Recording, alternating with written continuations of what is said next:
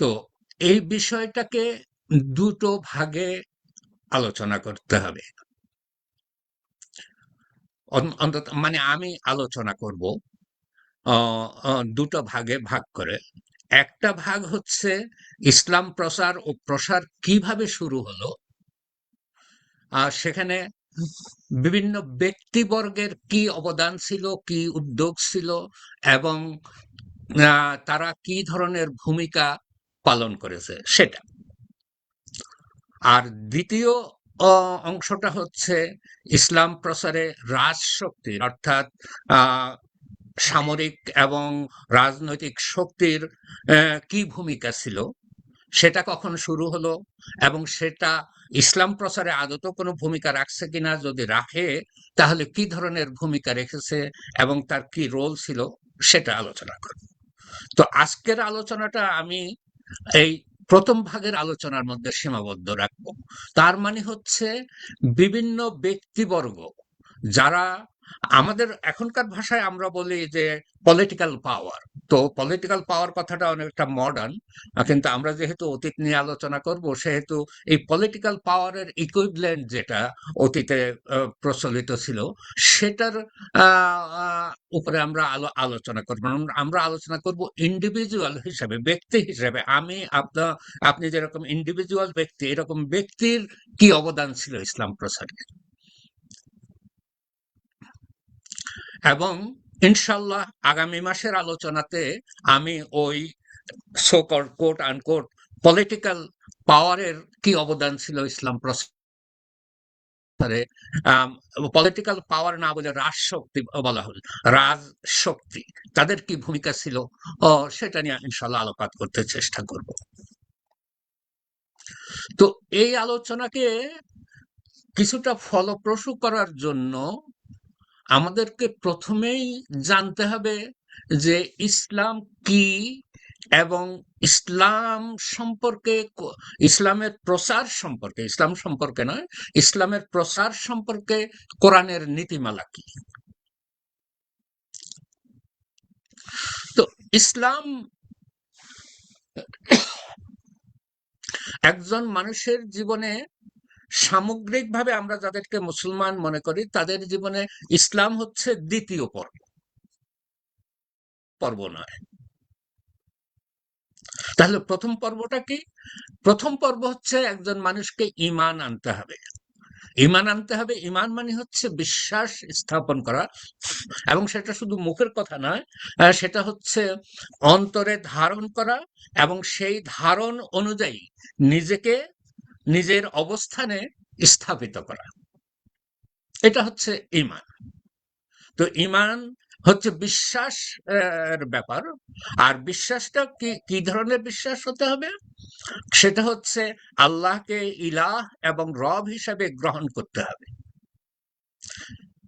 তো যেহেতু ঈমান হচ্ছে বিশ্বাসের ব্যাপার, আমি আল্লাহকে ইলাহ হিসেবে কিংবা রব হিসেবে কিংবা রাজ্জাক হিসেবে কিংবা মান্নান হিসেবে আমি গ্রহণ করলাম কি করলাম না, এটাকে আপনি দেখতে পাবেন।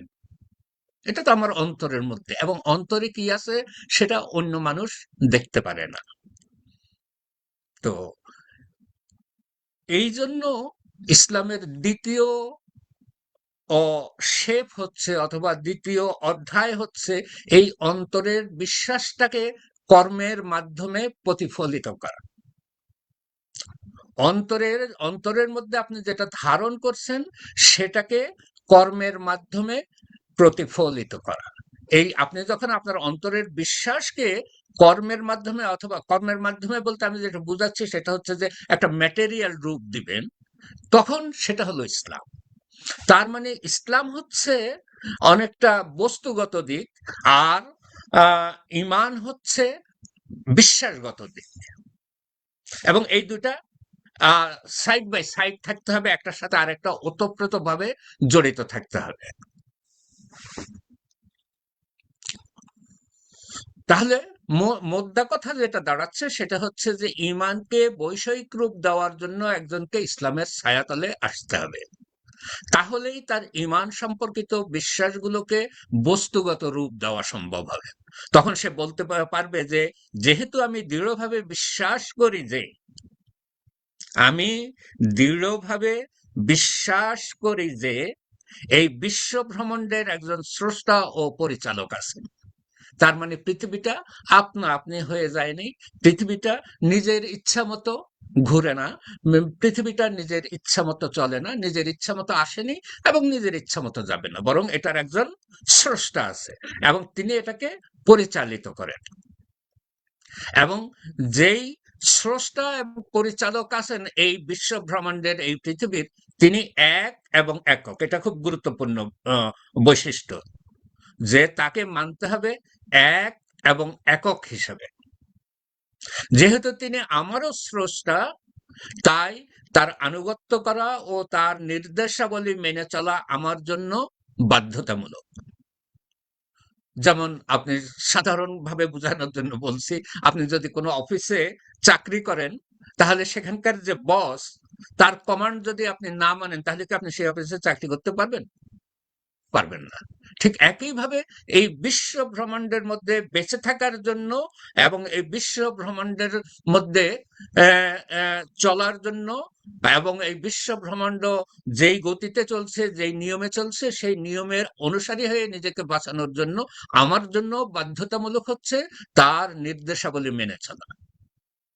তবে এখানে একটা পার্থক্য আছে। পার্থক্য হচ্ছে যে আল্লাহ সমগ্র সৃষ্টিকুলকে দুই ভাগে ভাগ করেছেন।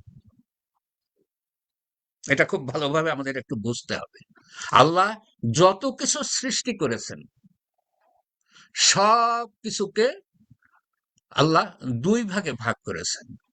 এই বিশেষ ক্ষেত্রে অনেক রকমের অনেক ভাগ আছে, সেগুলি তখন সেই বিষয়ে আলোচনা হবে, সেই বিষয় অনুযায়ী ভাগ হবে।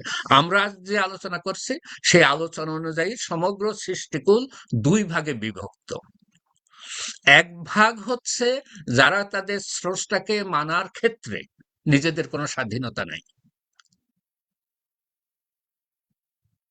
খুব পরিষ্কারভাবে কথাটা বুঝতে চেষ্টা করবেন। এই সৃষ্টিকুলের মধ্যে এক ভাগ হচ্ছে যাদেরকে যারা তাদের স্রষ্টাকে মানার ক্ষেত্রে, স্রষ্টার নির্দেশ পালন করার ক্ষেত্রে তাদের কোনো স্বাধীনতা নাই, তারা বাধ্যতামূলকভাবে তাদের স্রষ্টাকে মেনে চলে। এবং এই সৃষ্টিকুলের যত সৃষ্টি আছে, আমরা সাধারণভাবে বলি 18,000 মখলুকাত আছে, এটা সংখ্যাধিক্য বোঝানোর জন্য। আর 18,000 কোনো গাণিতিক সংখ্যা নয়। তো এই অসংখ্য সৃষ্টিকুলের মধ্যে মাত্র দুইটা সৃষ্টিকুল আছে, দুইটা সৃষ্টিজীব আছে যাদেরকে আল্লাহ তাদের স্রষ্টাকে মানার কিংবা অস্বীকার করার ব্যাপারে স্বাধীনতা দেওয়া হয়েছে। তার মানে হচ্ছে যে এই সমগ্র সৃষ্টিকুলের যত হাজারো হাজারো লাখো লাখো সৃষ্টি আছে, তারা সবাই বাধ্যতামূলকভাবে তাদের স্রষ্টাকে মেনে নিয়েছে এবং সেই স্রষ্টা হচ্ছে আল্লাহ, যিনি এক এবং একক।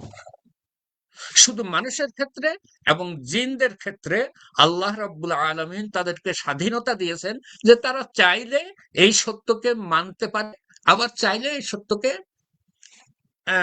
কেয়ার না করেও চলতে পারে। তো স্বাধীনতা, তাই না? আমি ইচ্ছা করলে মানলাম, ইচ্ছা করলে মানলাম না। না, এই স্বাধীনতা যেমন আছে, তেমনি তার প্রতিফলও আছে। আপনি যখন স্বাধীনতা ভোগ করবেন, তখন স্বাধীনতার প্রতিফলও আপনাকে ভোগ করতে হবে। আল্লাহ যেমন এই স্বাধীনতা দিয়েছেন, তেমনি আল্লাহ এর প্রতিফলও ঠিক করে রেখেছেন। আপনি যদি আল্লাহকে ইলাহ এবং রব হিসেবে, সমস্ত সৃষ্টিকুলের স্রষ্টা হিসেবে মেনে নিয়ে তার অনুগত বান্দা হিসেবে নিজেকে নিজের অবস্থান ঠিক করেন, তাহলে আপনার জন্য এক ধরনের প্রতিফল। আর যদি আপনি এর বিপরীত দিকে যান, আল্লাহকে কেয়ার করলেন না, মানলেন না, একটু মানলেন আর একটু মানলেন না, তাহলে তার প্রতিফল হচ্ছে ভিন্ন। তো এই প্রতিফলের ব্যাপারে আল্লাহ কি বলেছেন? ইন্নী আনাল গফুরুর রাহিম ওয়া ইন্না আযাবি হুয়াল আযাবুল আলীম। আমি মহান ক্ষমাশীল ব্যক্তিত্ব, আল্লাহ বলছেন। আমি মহান ক্ষমাশীল ব্যক্তিত্ব, আমি ক্ষমা করে দিতে ভালোবাসি। কিন্তু কাদেরকে? যারা আমাকে তাদের ইলাহ এবং রব হিসাবে মেনে নিয়ে নিজেদের জীবনকে সেই অনুযায়ী গড়ে তুলেছেন, শুধুমাত্র তাদেরকে, সবাইকে না। আর যারা সেটা করেনি তাদের জন্য আমার, তাদের জন্য আমার ভয়ঙ্কর রকমের শাস্তি অপেক্ষা করছে। তো আমি আগেই বলেছি যে এই সৃষ্টিকুলের সমস্ত সৃষ্টি জীব আছে, যত আকাশ বাতাস নক্ষত্র প্রাণীকুল যত কিছু আছে, সবাই আল্লাহকে তাদের ইচ্ছায় হোক অনিচ্ছায় হোক আল্লাহকে তাদের ইলাহ এবং রব হিসেবে মেনে নিয়েছে, কাজে তারা মুক্তি পেয়ে গেছে। শুধু বিচার বিবেচনা হবে যাদেরকে স্বাধীনতা দেওয়া হয়েছে তারা মানলো কিনা কিংবা তারা অস্বীকার করলো কিনা সেটার ভিত্তিতে।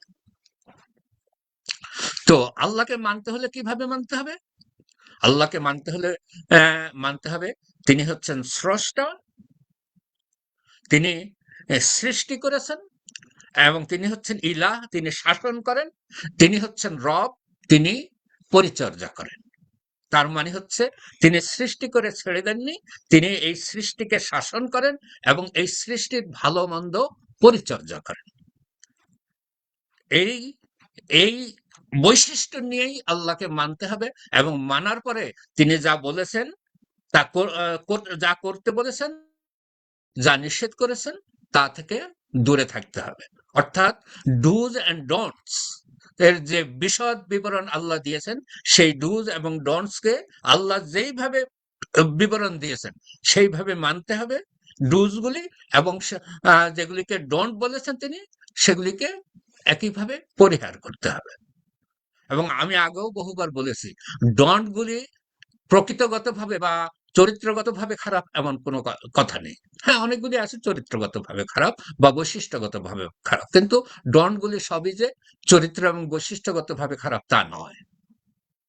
আল্লাহ ডন্ট বলেছেন, যেমন এর দ্বারা তিনি দেখতে চান, যেমন ডুজ বলেছেন যে তুমি এগুলি করো, তুমি সেগুলি করতেছো কিনা, এবং ডন্ট বলেছেন তিনি দেখতে চান যে তুমি সেগুলি থেকে দূরে থাকো কিনা। এটা হলো ডুজ এবং ডন্টের পিছনের মূল অ্যাট্রাকশন এবং পিছনের মূল ফাংশন, যে এই ডুজ এবং ডন্টের মাধ্যমে আল্লাহ দেখতে চান যে আমি আপনি তার কমান্ড যথাযথভাবে পরিচালনা করছি কিনা। তো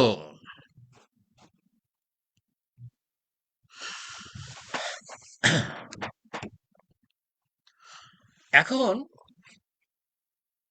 যে কথা আমরা আমরা আমরা এর মধ্যেই বললাম, সেটা হচ্ছে যে এই মানুষ এবং জিনকে আল্লাহ স্বাধীনতা দিয়েছেন এবং দেখতে চান যে তারা এই ডুজ এবং ডন যথাযথভাবে পালন করতেছে কিনা। তো সেটার জন্য প্রথমে আল্লাহকে আল্লাহ হিসেবে মেনে নিতে হবে। তো এই যে বিশ্বাসের ব্যাপারটা, এই বিশ্বাস না থাকলে কিন্তু কর্মতে যা প্রতিফলিত হয় সেটার কোনো মূল্য নাই। তার মানে হচ্ছে যে ঈমান ছাড়া ইসলামের কোনো মূল্য নাই, কারণ ঈমান হচ্ছে বিশ্বাস, আর ইসলাম হচ্ছে তার বস্তুগত প্রতিফলন। তো কাজেই আপনার যদি ঈমান না থাকে তাহলে আপনার ইসলামের কোনো মূল্য নাই আল্লাহর কাছে। আবার আপনি যদি ঈমান আছে কিন্তু ইসলাম করলেন না, তাহলে আপনি আপনার ঈমানের প্রতিফলন ঘটালেন না। আর ঈমানের যদি প্রতিফলন ঘটানো না হয় সেটা হচ্ছে চরমতম ব্যর্থতা।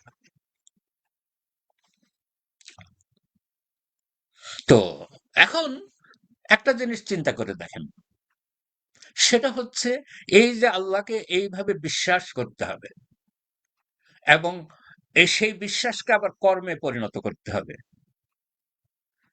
এটা কি কারোর উপরে চাপিয়ে দেওয়া সম্ভব?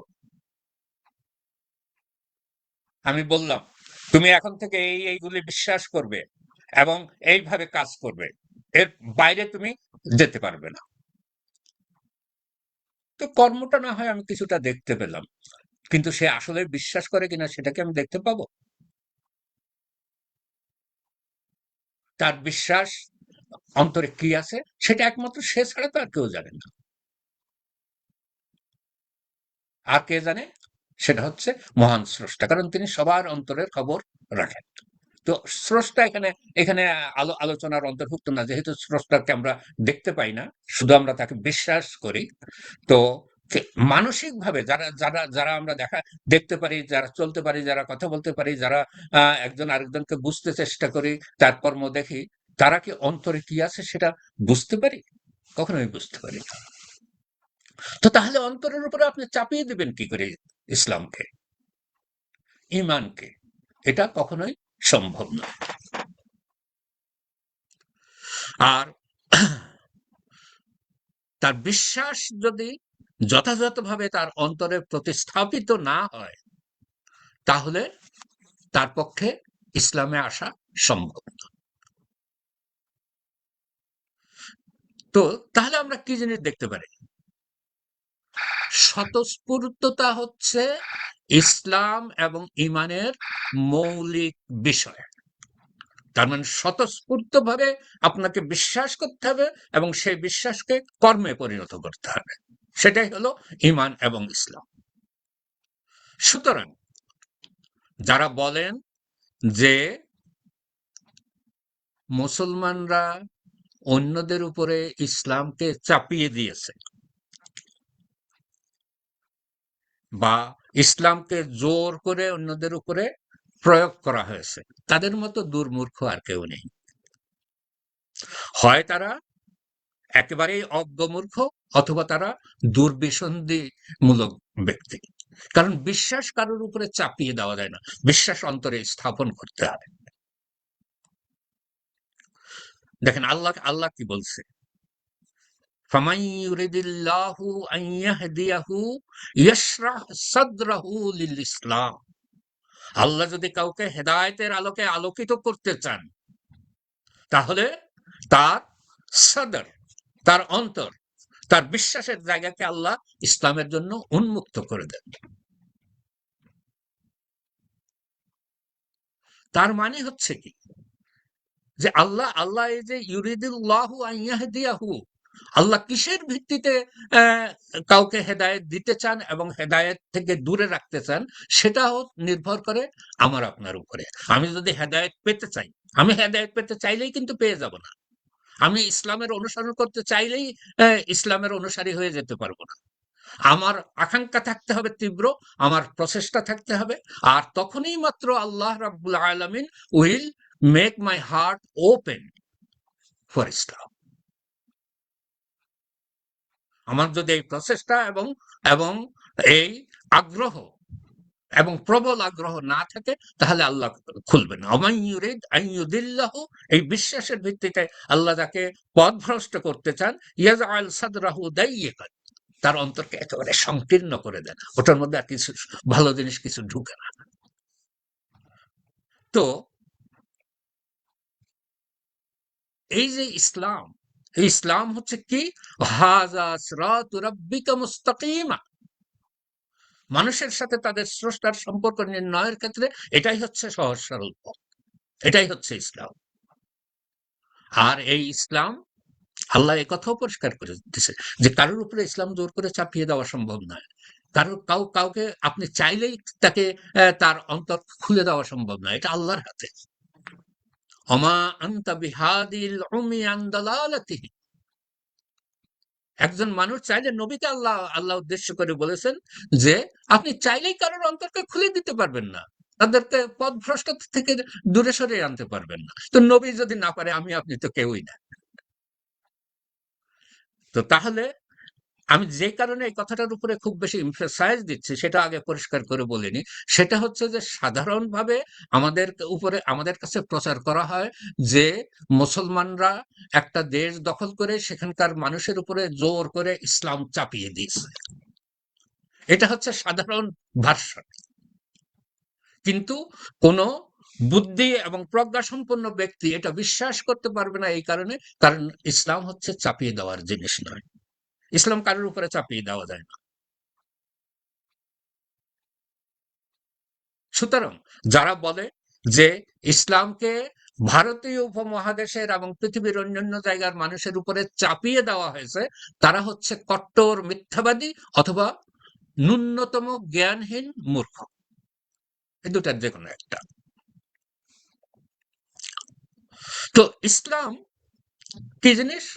ইসলামকে আল্লাহ বলেছেন ইসলাম হচ্ছে দ্বীন, আর দিন হচ্ছে আল্লাহকে মনিব, মালিক, রাজাধিরাজ হিসাবে মেনে নিয়ে একমাত্র তারই দাসত্ব, গোলামি ও হুকুমবরদার আর এবং তার তাবেদার হওয়া, এটা হচ্ছে দিন। তাহলে প্রথমে নিজের অন্তরে বিশ্বাস স্থাপন করতে হবে এবং সেই বিশ্বাস অনুযায়ী সেটাকে কর্মে পরিণত করতে হবে। আর এই তার দাসত্ব, গোলামি এবং হুকুমবরদারি যখন আপনি করবেন, সেটাই হচ্ছে ইসলাম। আর এই যে দিন, যেটা আমরা বললাম, যে দিনটা হচ্ছে কি, যে দিন হচ্ছে আপনি আল্লাহকে মালিক, মনিব, খালেক, ইলাহ, রব হিসেবে মেনে নেবেন এবং নিজেকে তার দাস হিসেবে আহ, আপনার নিজের অবস্থান ঠিক করবেন। এই দিনেরই আরেক নাম হচ্ছে ইসলাম। এটা খুব ভালো করে মনে রাখতে হবে। আর এই ইসলামই হচ্ছে মানুষের সাথে আল্লাহর কি সম্পর্ক হবে তার একমাত্র মাধ্যম, একমাত্র বর্ণনা, একমাত্র পাথেয়। আল্লাহ কি বলছেন? ইন্নাদ-দীনা ইনদাল্লাহিল ইসলাম। আল্লাহর কাছে একটাই মাত্র দিন গ্রহণীয়, সেটা হচ্ছে ইসলাম।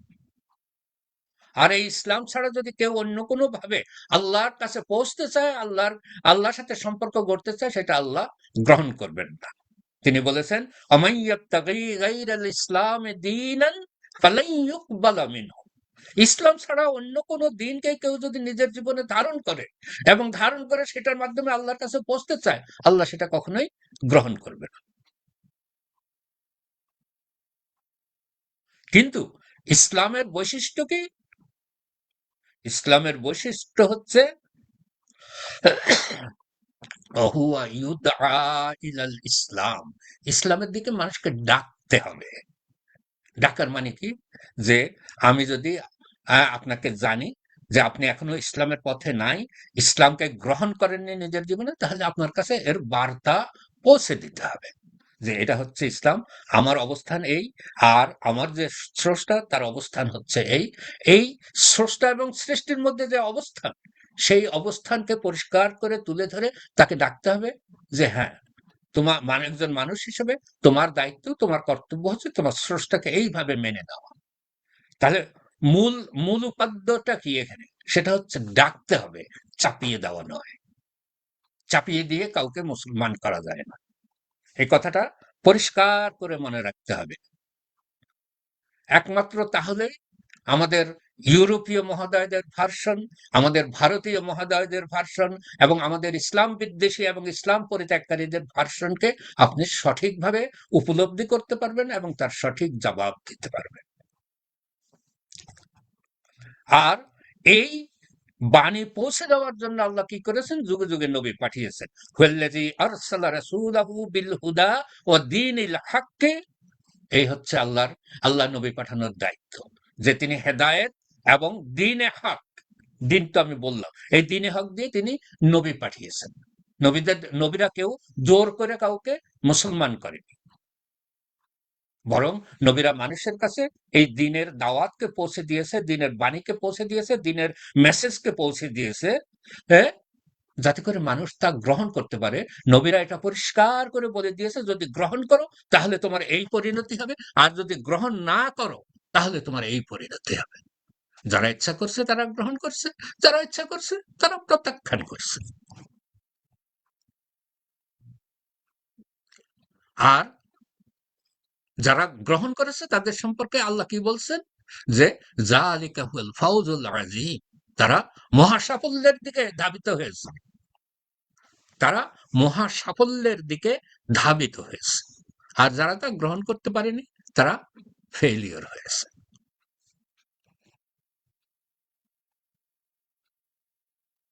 তো তাহলে এটা আমাদের কাছে পরিষ্কার, আল্লাহ ইসলাম কাউকে কারোর উপর ইসলাম চাপিয়ে দিতে নির্দেশ দেননি, কাউকে বাধ্য করে ইসলামের মধ্যে নিয়ে আসতে বলেননি, বরং আল্লাহ বলেছেন কি, ইউদআ ইলাল ইসলাম, ইসলামের দিকে ডাকতে হবে মানুষকে।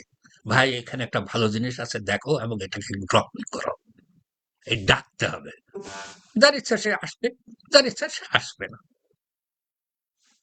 তো এই বিষয়টা যদি আমরা পরিষ্কারভাবে আমাদের কাছে আমাদের মনে ধরে রাখি, তাহলে এই বঙ্গে ইসলাম কিভাবে আসলো, ভারতবর্ষে ইসলাম কিভাবে আসলো, তার প্রকৃত বৈশিষ্ট্যটা আমরা বুঝতে পারব। সেই কারণেই এই এত লম্বা সময় নিয়ে এই কথাগুলি বলা। এই ভারতবর্ষে কিংবা এই বঙ্গে কোনো জোরপূর্বক ভাবে কাউকে মুসলমান করা হয়নি, বরং তাদেরকে ইসলামের দিকে ডাকা হয়েছে এবং তারা সেটা গ্রহণ করেছে। আর কেউ যদি ভুলবশত ডেকে থাকে, যেটার ঐতিহাসিক কোনো ভিত্তি নাই, কেউ যদি ডেকে থাকে সে ভুল করেছে। আর ভুল করলে সেটা তো ভুলই, ভুলের কোনো বস্তুনিষ্ঠ প্রতিদান নাই। ভুল ভুলই, সঠিক হচ্ছে ইসলামের দিকে ডাকতে হবে, এবং ডাকার পরে কেউ যদি শুনে তাহলে তাকে গ্রহণ করতে হবে। গ্রহণ করার পরে তাকে সর্বদিক দিয়ে সাহায্য এবং সহযোগিতা করতে হবে। আর এইভাবে ইসলাম প্রসারিত হয়েছে। তো এই প্রসঙ্গে আরো একটু কথা বলি, তাহলে ব্যাপারটা বুঝতে আরো সহজ হবে। সেটা হচ্ছে যে যারা বলে বেড়ান, প্রচার করে বেড়ান, এবং সব ধরনের, আপনি যদি স্কুল কলেজে বা ভারতীয় লেখকদের বইপত্র পড়েন, কিংবা ইউরোপিয়ান এবং আমেরিকান লেখকদের বইপত্র পড়েন, তাহলে অধিকাংশ বইপত্রের মধ্যে আপনি দেখতে পাবেন যে ইসলামকে জোর করে মানুষের উপরে চাপিয়ে দেওয়া হয়েছে। কিন্তু হাস্যকর হলো, তাদের এই কথার কোনো প্রমাণ তাদের নিজেদের কাছেই নাই। তো এটা বোঝার জন্য কি একটা জিনিস আমরা দেখি, সেটা হচ্ছে যে বর্তমান অবস্থা, সেই প্রাচীন যুগের কথাই বাদই দেন, সেই প্রাচীন কালের কথা বাদই দেন, আজ থেকে ৫০০,০০০ বছর আগের কথা বাদই দেন। বর্তমান অবস্থা একবিংশ শতাব্দীতে ইসলাম কি সম্প্রসারিত হচ্ছে না সংকুচিত হচ্ছে? ইসলাম শুধু মুসলিম সংখ্যাধিক্য অঞ্চলে সম্প্রসারিত হচ্ছে না, বরং আমি যেখানে আছি এই আমেরিকাতে, কানাডাতে, ইউরোপে, ইংল্যান্ডে ইউরোপের অংশ, সব জায়গাতে ইসলাম সম্প্রসারিত হচ্ছে। আরো একটা মজার ঘটনা, যেটা আপনাদেরকে অবশ্যই মনে রাখতে হবে, সেটা যদি ইসলাম যদি সামরিক শক্তির মাধ্যমে সম্প্রসারিত হতো, তাহলে ইন্দোনেশিয়া, মালয়েশিয়া, এখানে ইসলাম গেল কি করে? যারা ইন্দোনেশিয়া, মালয়েশিয়া, তারপরে ওখানকার যে সমস্ত উপদ্বীপ আছে, সেখানকার ইতিহাস জানেন, তারা জানেন সেখানে কোনো ইসলামিক কোনো সামরিক শক্তি কখনো গমন করেনি। অথচ ইন্দোনেশিয়াতে, মালয়েশিয়াতে মুসলিম সংখ্যাধিক্য ও জনবসতি, সেখানে কি করে গেল ইসলাম সেখানে? কারা সেখানে যে ইসলাম চাপিয়ে দিল জনগণের উপরে? পরিসংখ্যান বলতেছে, পিওর স্ট্যাটিস্টিক্স, পি হচ্ছে internationally recognised research organisation, pure statistics অনুযায়ী আমেরিকাতে বর্তমানে 4.5 মিলিয়ন, অর্থাৎ ৪৫ লক্ষ মুসলমান আছে। এবং এই ইসলামের এবং এরা হচ্ছে টোটাল জনবসতির, আমেরিকার টোটাল জনবসতির ১.৩ ভাগ, টোটাল জনবসতির ১.৩%। এবং আমেরিকাতে ইসলাম এত দ্রুত সম্প্রসারিত হচ্ছে যে, আমি যে শহরে থাকি, এই শহর তুলনামূলকভাবে ছোট শহর, ১ লাখ মানুষের বসতি এখানে, ছাত্রদেরকে বাদ দিয়ে, এটা ইউনিভার্সিটি টাউন। তো ছাত্র সংখ্যা এখানে প্রায় ৭০,০০০-এর মতো ছাত্র সংখ্যা, তাদেরকে ইউজুয়ালি জনবসতিতে গণনা করা হয় না। তো তাছাড়া প্রায় ১ লাখের মতো মানুষ বসবাস করে এই ১ লাখের শহরে।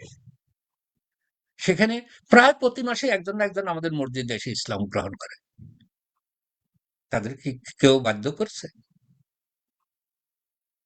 পুরা আমেরিকাতে আপনার ইসলামের প্রবৃদ্ধির হার অনেকের কাছেই আশঙ্কাজনক।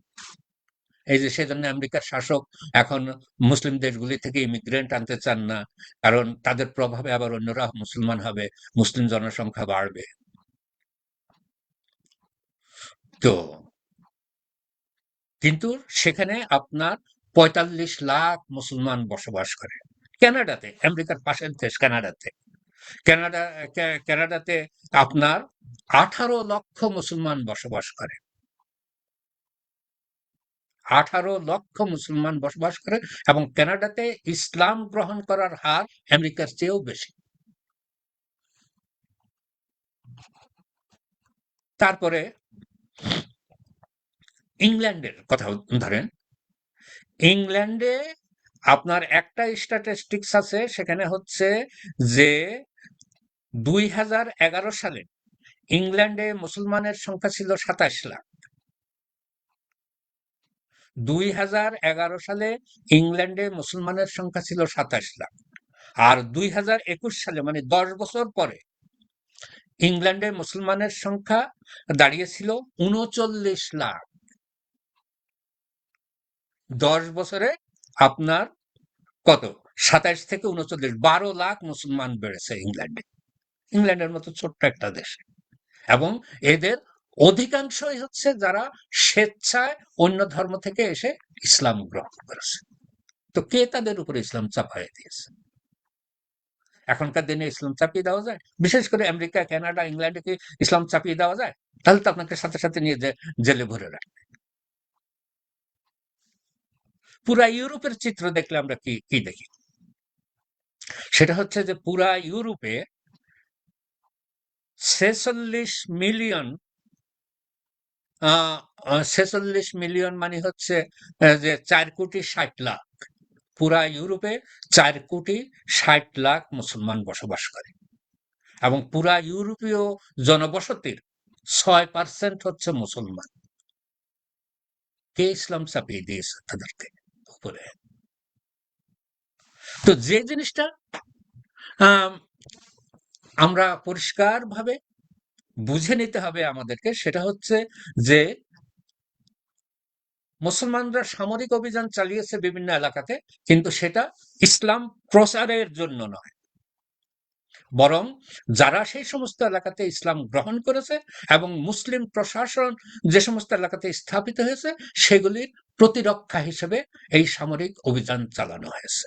এটাই হচ্ছে ইতিহাসের সাধারণ ট্রেন্ড। আমি নিজে ইতিহাসের একজন ছাত্র হিসেবে এটা জোর দিয়ে বলছি যে ইসলাম সম্প্রসারণের জন্য কোথাও সামরিক অভিযান চালানো হয়নি, বরং মুসলমানদেরকে সংহতি এবং রক্ষা করার জন্য, প্রোটেকশন দেওয়ার জন্য বিভিন্ন জায়গাতে সামরিক অভিযান চালানো হয়েছে এবং সামরিক কারণে সামরিক অভিযান চালানো হয়েছে। তো ইনশাল্লাহ আমরা যখন আগামী মাসে এগুলি নিয়ে বিশদ আলোচনা করব, তখন এ সম্পর্কে আমি আরো বিস্তারিত কথা বলবো। তো তাহলে আমরা কি দেখতে পাই? সেটা হচ্ছে যে তাহলে বঙ্গে ইসলাম এলো কি করে? তো বঙ্গে ইসলাম আসার জন্য বঙ্গের এবং ভারতীয় উপমহাদেশের মানচিত্রটা যদি আপনারা মনে মনে কল্পনা করেন, আমার কপিটা হঠাৎ করে কিছু একটা প্রবলেম হয়েছে, আমি দেখাতে পারছি না আপনাদেরকে ম্যাপের কপিটা। তো কিন্তু আপনারা যদি জানেন, সেটা হচ্ছে ভারতবর্ষের নিচের দিকে অর্থাৎ দক্ষিণ দিকে হচ্ছে সমুদ্র। কোন সমুদ্র? ভারত মহাসাগর।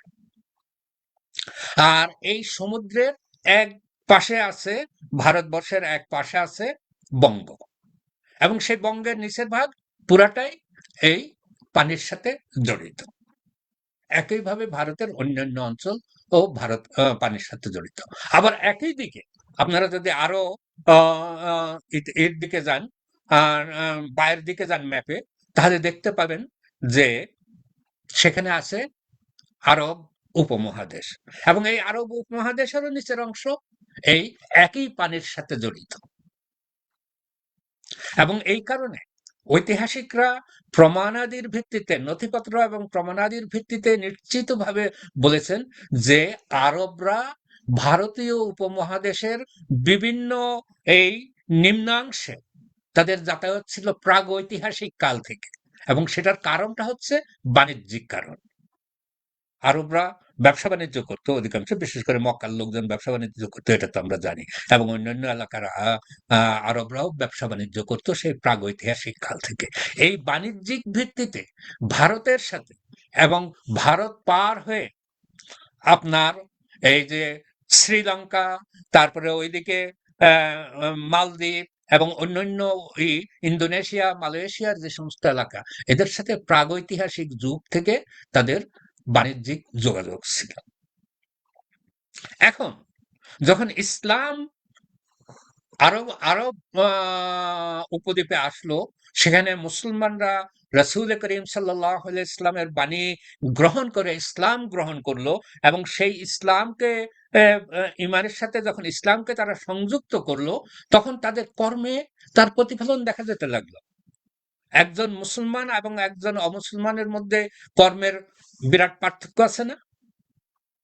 একজন মুসলমান দৈনিক 5 বার নামাজে দাঁড়ায়, সে অফিসে কাজ করুক, বাজারে দোকান দিক, অথবা সে অন্য অন্য কোনো রিক্সা চালাক, গাড়ি চালাক, অথবা অন্য কোনো কাজই করুক, দিনে 5 বার সে আল্লাহর সামনে নিজেকে নত করে। তো আপনি যখন দিনে 5 বার আল্লাহর সামনে নিজেকে নত করবেন, তখন অন্যরা দেখতে পাবে না? অন্যরা দেখতে পাবে তো যে আপনি কিছু একটা অদ্ভুত ধরনের কাজ করতেছেন তাদের দৃষ্টিতে, যেহেতু তারা জানে না যে আপনি কি করতেছেন, কিন্তু কিছু একটা ব্যতিক্রম ধর্মী কিছু একটা করতেছেন। তারপরে আপনার স্বভাব চরিত্র দেখে তারা মুগ্ধ হবে, কারণ ইসলাম নির্দেশ দেয় মানুষকে অন্যের সাথে সৎ ব্যবহার করার জন্য। তো আপনি যদি অন্যের সাথে সৎ ব্যবহার করেন, তাহলে অন্যরা আপনার প্রতি মুগ্ধ হবে না? তারপরে ইসলাম নির্দেশ দেয় আপনি কখনো আমানতের খেয়ানত করবেন না এবং অন্যকে ঠকাবেন না। ওয়ালা তাবখাসুল মিজান, কোরআনে পরিষ্কার নির্দেশ দিয়েছে, আপনি যদি ব্যবসা বাণিজ্য করেন তাহলে অন্যকে জিনিসপত্র কম দিবেন না। 1 কেজির জায়গায় জায়গায় আধা কেজি দিবেন না। আপনারা বিভিন্ন ভিডিও টিডিও দেখছেন না, পাল্লা কিভাবে অন্যদিকে করে দিয়ে 1 কেজির জায়গায় 3/4 অফ কেজি কেজি জিনিস দিচ্ছে, আধা কেজি জিনিস দিচ্ছে, ঠকাচ্ছে মানুষকে। কিন্তু একজন মুসলমান কখনো তা করতে পারে না। একজন মুসলমান বরং আপনি অন্যদিকে তাকায় থাকলেও সে আপনাকে হুবহু 1 কেজি কিনতে চাইলে আপনাকে হুবহু 1 কেজি আপনাকে দিবে। তো আমি যখন দেখবো আমার এই ব্যবসায়ী ভাইটি এই ধরনের একেবারে আন্তরিক এবং নিষ্ঠাবান এবং সৎ চরিত্রে, আমি তার প্রতি মুগ্ধ হব না? তারপরে আপনার লেনদেনের ক্ষেত্রে আপনি কারোর কাছ থেকে যদি কিছু ধার করেন, হুবহু সেটা ফেরত দেবেন, এটা ইসলামের নির্দেশ। আপনি কারোর কাছে দেনা থাকলে সেই দেনা পরিশোধ করবেন, এটা ইসলামের নির্দেশ। আপনি আপনি যদি দেখেন আপনার সামনে কেউ অত্যাচারিত হচ্ছে, আপনি তাকে সাহায্য করতে দাঁড়িয়ে যাবেন বুক পেতে, ইসলামের নির্দেশ। তো এইগুলি দেখার পরে আপনি যদি একটা সমাজে এগুলি দেখেন, তাহলে কি হবে? আপনার প্রতি মানুষের একটা প্রভাব পড়বে না? আপনার আচার আচরণের মানুষের উপরে প্রভাব পড়বে না? মানুষ দেখবে না আপনি আপনি একজন ভালো মানুষ, এটা স্বীকৃতি দিবে না? অন্যদিকে ভারতীয় উপমহাদেশের কি অবস্থা ছিল সেটা একবার একবার দেখি আমরা সংক্ষেপে।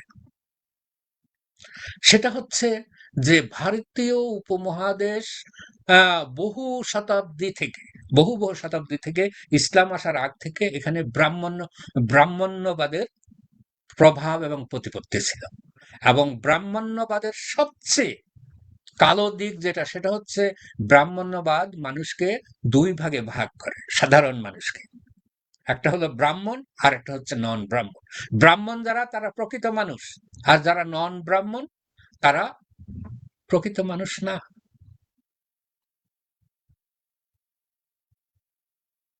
এই জন্যে অব্রাহ্মণ যারা তাদেরকে বলা হয় নমশুদ্ধ। তার মানে তাদেরকে ইভেন ছোঁয়াও যায়।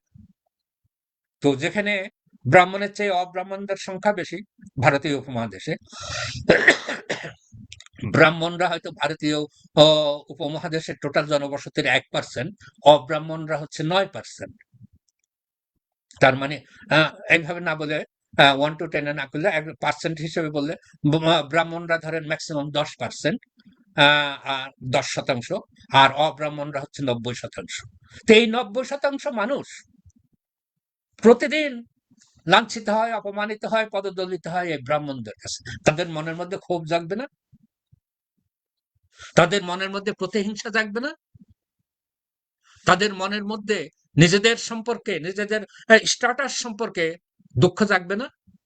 আর তারা যখন দেখতে অন্য একজন মানুষ, বাইরের একজন মানুষ এসে তাদেরকে সমমর্যাদায় মর্যাদা দিচ্ছে, তাদেরকে সাহায্য করছে, তাদেরকে ভাই হিসাবে বুকে জড়িয়ে ধরছে, তখন সে তার প্রতি আকৃষ্ট হবে না?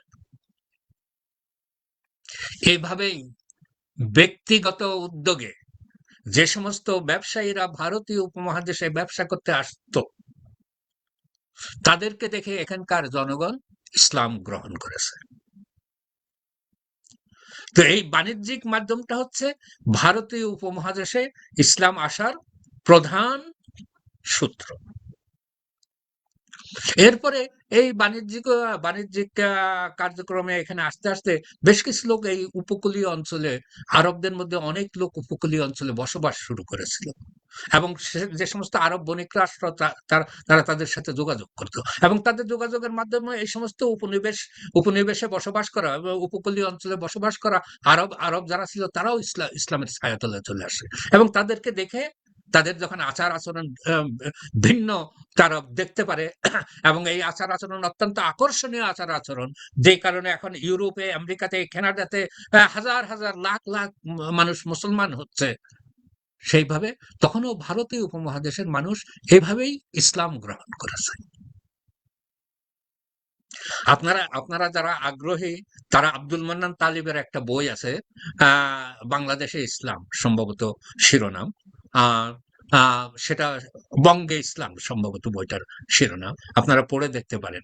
তিনি সেখানে বিশদ বিবরণ দিয়েছেন কিভাবে এই ব্যক্তিগত উদ্যোগে, ব্যক্তিগত প্রচারণার মাধ্যমে এবং ব্যক্তিগত সংস্পর্শের কারণে এখানে ইসলামের প্রসার শুরু হয়েছে এবং ইসলাম প্রসারিত হয়েছে। তো আমাদের সময় আর কতক্ষণ আছে?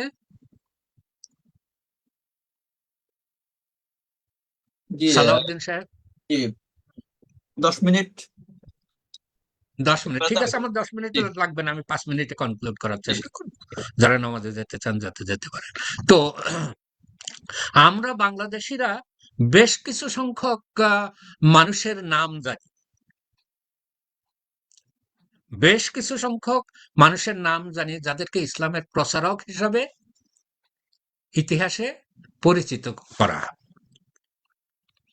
যেমন যেমন আমরা সাধারণভাবে যে নাম জানি, একটু পণ্ডিত না হলেও চলবে, সেটা হচ্ছে যে হযরত শাহজালালের নাম জানি আমরা, হযরত খানজাহান আলীর নাম জানি, হযরত শাহ মখদুমের নাম জানি, 12 আউলিয়ার নাম জানি, এই সমস্ত নাম জানি। এরা কেন বিখ্যাত? কারণ তারা এখানে ইসলাম প্রচার করতে এসেছিলেন। তো তারা কি অ্যাডমিনিস্ট্রেটিভ রোল নিয়ে এসেছিলেন? আপনি ওই যে আব্দুল মান্নান তালিবের বইয়ের কথা বললাম, সেখানে পড়লে দেখবেন তিনি অনেক এই ধরনের ইসলাম প্রচারকের নাম সেখানে উল্লেখ করেছেন। যেমন শাহ মোহাম্মদ সুলতান রুমি, শাহ সুলতান বলখি, জালাল উদ্দিন তাবরিজি, নিয়ামতুল্লাহ বুৎসিকন, মাখদুম শাহ মাহমুদ গজনবী, শাহ মাকদুম রূপোশ, বাইজিদ বুস্তামি, ফরিদ উদ্দিন গঞ্জে শকর, শাহ তুর্কি শহীদ, তাকিউদ্দিন আরবি, শরফুদ্দিন আবু তাওয়ামা, শরফুদ্দিন ইয়াহইয়া ইবনে মানার, এই ধরনের আরো অনেক নাম তিনি উল্লেখ করেছেন। এরা ইতিহাসে স্থান করে নিয়েছে কি কারণে? এরা ইতিহাসে স্থান করে নিয়েছে, তারা এই দেশের মানুষের কাছে ইসলামের বাণী পৌঁছে দিয়েছে। দুর্ভাগ্যবশত এই সমস্ত ইসলাম প্রচারকদের সম্পর্কে আমাদের দেশে অনেক ধরনের কাল্পনিক সব কাহিনী প্রচলিত আছে। ও পাখা দিয়ে উড়ে আসছে, কেউ সাগরের মধ্যে ভাসতে ভাসতে চলে আসছে, আরো হাজারো রকমেরই, এগুলি আপনারা অনেকেই শুনে থাকবেন। এগুলির কোনো ঐতিহাসিক ভিত্তি নেই। তারা ইসলাম প্রচারের উদ্দেশ্যে তাদের অনেকেই ব্যবসায়ী ছিল, ব্যবসার জন্য তারা এদেশে আসছেন, আবার অনেকেই শুধুমাত্র দাঈ ইলাল্লাহ হিসাবে আল্লাহর বাণী অন্যদের কাছে প্রচার করার জন্য তারা এদেশে আসছেন।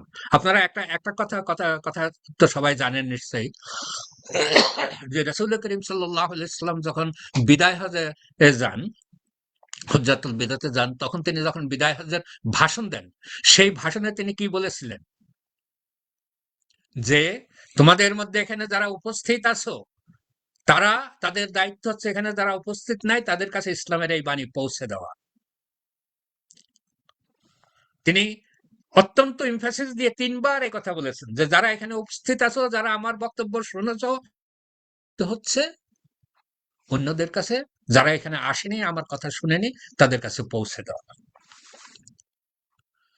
সাধারণভাবে বলা হয়ে থাকে যে বিদায় হজে প্রায় ১ লাখ লোক হাজির হয়েছিল সেখানে। তার মধ্যে একটা বিরাট সংখ্যক হাজী যারা বিদায় হজে রাসূল করিম সাল্লাল্লাহু আলাইহি ওয়াসাল্লামের সাথে হজ করেছেন, তারা তাদের বাড়িতে ফিরে যাননি। ওই আরাফার ময়দান থেকেই তারা হজের সমস্ত কার্যক্রম শেষ করে তারা বিভিন্ন দিকে ছড়িয়ে ছিটিয়ে গেছেন। কেউ গেছেন আফ্রিকার দিকে, কেউ গেছেন তুরস্কের দিকে, কেউ গেছেন এশিয়ার অন্যান্য অঞ্চলে, কেউ আসছেন ভারতের দিকে। তারা নিজেদের বাড়িতে ফিরে যাননি। হাজার হাজার লোক যারা নিজেদের বাড়িতে ফিরে যাননি, তারা এইভাবে মানুষের কাছে ইসলামের বাণীকে পৌঁছে দিয়েছে। তো এক কথায় আমি যে জিনিসটা আপনাদের সামনে তুলে ধরতে চাই সেটা হচ্ছে যে ইসলাম হচ্ছে একটা জীবন বিধান। তার মানে হচ্ছে যে ইমানের মাধ্যমে আপনাকে কতগুলি জিনিস বিশ্বাস করতে হবে এবং সেই বিশ্বাসগুলিকে কর্মে পরিণত করতে হবে, এবং বিশ্বাসগুলিকে যখন আপনি কর্মে পরিণত করবেন সেটা হচ্ছে ইসলাম। আর সেই ইসলামকে আপনি নিজে শুধু গ্রহণ করবেন না, বরং অন্যদের মাঝেও সেই ইসলামের বাণী ছড়িয়ে দেওয়া আপনার জন্য দায়িত্ব এবং কর্তব্য। আর এই দায়িত্ব কর্তব্য পালন করার কারণে সেই রাসূল করিম সাল্লাল্লাহু আলাইহি ওয়াসাল্লামের যুগ থেকে এর আগে নবীদের যুগেও একইভাবে ইসলাম প্রসারিত হয়েছে। আমরা রাসূল করিম সাল্লাল্লাহু আলাইহি ওয়াসাল্লামের যুগ থেকে বলছি যে সেই সময় থেকে নিয়ে আজকের দিন পর্যন্ত ২০২৬ সাল পর্যন্ত একইভাবে ইসলাম প্রসারিত হচ্ছে এবং প্রসারিত হচ্ছে। কাজেই যারা মনে করেন যে ইসলাম সামরিক শক্তির দ্বারা প্রসারিত হয়েছে, ইসলাম সামরিক শক্তির দ্বারা সম্প্রসারিত হয়েছে, তারা হয় নিরেট মূর্খ, না হয় তারা দুর্বিসন্ধিমূলক কাজকর্মে ব্যস্ত আছে। তো এই সামরিক শক্তির মাধ্যমে ইসলাম কিভাবে সম্প্রসারিত হয়েছে সেটা ইনশাল্লাহ আমরা আমরা আমাদের আগামী মাসের আলোচনাতে দেখব, এবং তখন এ সম্পর্কে আরো অনেক কিছু আলোচনা করা যাবে। আল্লাহ আমাদেরকে বুঝার তৌফিক দিক, জানার তৌফিক দিক, এবং জানার আগ্রহ নিয়ে পড়ার তৌফিক দিক, এবং সেই অনুযায়ী নিজেদেরকে গড়ে তোলার তৌফিক দিক। ওমা তৌফিকি ইল্লা বিল্লাহ, আলাইহি তাওয়াক্কালতু ওয়া ইলাইহি উনীব, ওয়া আখিরু দাওয়ানা আনিল হামদুলিল্লাহি রাব্বিল আলামিন।